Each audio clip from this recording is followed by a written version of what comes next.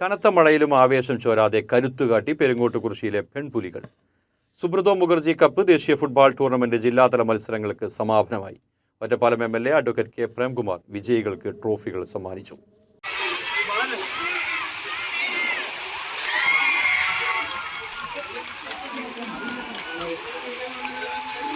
Sreekrishnapuram higher secondary school ഗ്രൗണ്ടിൽ 2 ദിവസമായി നടന്ന സുബ്രതോ മുഖർജി കപ്പ് ദേശീയ ഫുട്ബോൾ ടൂർണമെന്റിന്റെ ജില്ലാതല മത്സരങ്ങൾ സമാപിച്ചു.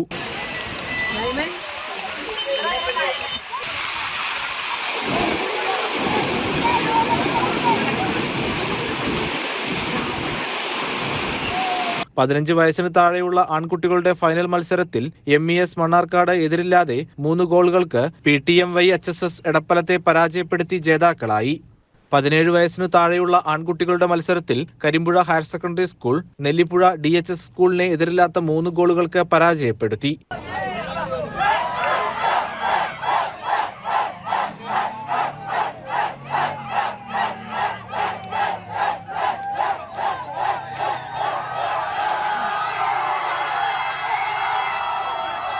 കനത്ത മഴയിൽ നടന്ന 17 വയസ്സിന് താഴെയുള്ള പെൺകുട്ടികളുടെ ഫൈനൽ മത്സരത്തിൽ GHSS പെരിങ്ങോട്ടുകുറിശ്ശി എതിരില്ലാത്ത 3 ഗോളുകൾക്ക് MRS മുക്കാലിയെ പരാജയപ്പെടുത്തി ജേതാക്കളായി.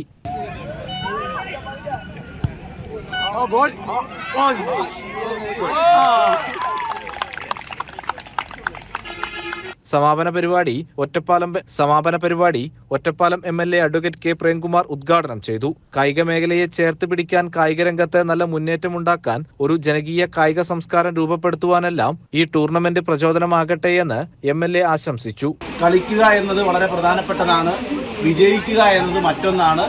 ഇവിടെ തുടർന്നുള്ള ജില്ലാതല മത്സരത്തിലേക്കെല്ലാം പോകാൻ നമ്മുടെ കുട്ടികൾക്ക് നല്ല എക്സ്പീരിയൻസ് ആയി അവർക്ക് പോകാൻ ഇവിടെ ജേതാക്കളായിട്ടുള്ളവർക്കും ഈ സന്ദർഭത്തിൽ അഭിനന്ദനങ്ങൾ അറിയിക്കുന്നു.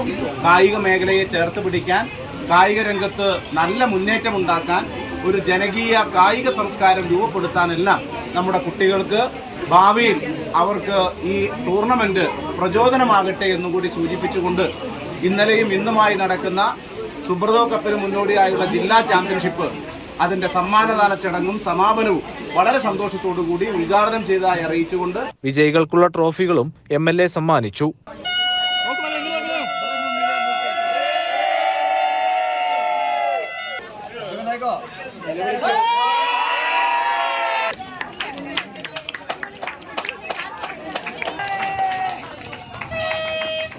ചടങ്ങിൽ ഗ്രാമപഞ്ചായത്ത് വൈസ് പ്രസിഡന്റ് M. സുകുമാരൻ അധ്യക്ഷനായിരുന്നു. Cherpulassery AEO E. Rajan, DDE പ്രതിനിധി ത്രിദീപ് കുമാർ ദാസ്, MK സീന എന്നിവർ സംസാരിച്ചു.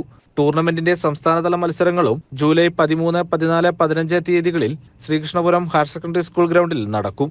CCN കടമ്പഴിപ്പുറം.